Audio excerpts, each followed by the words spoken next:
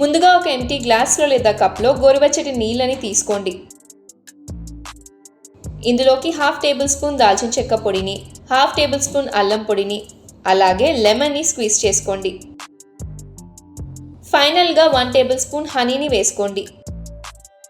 ఈ అన్ని ఇంగ్రీడియంట్స్ని బాగా మిక్స్ చేసుకొని తాగండి. ఈ హెల్తీ డ్రింక్ వల్ల దగ్గు, జలుబు మరియు గొంతులో మంట అలాగే వెయిట్ లాస్కి కూడా సహాయపడుతుంది. తప్పకుండా ఈ న్యాచురల్ రెమెడీని ఇంట్లో ట్రై చేయండి.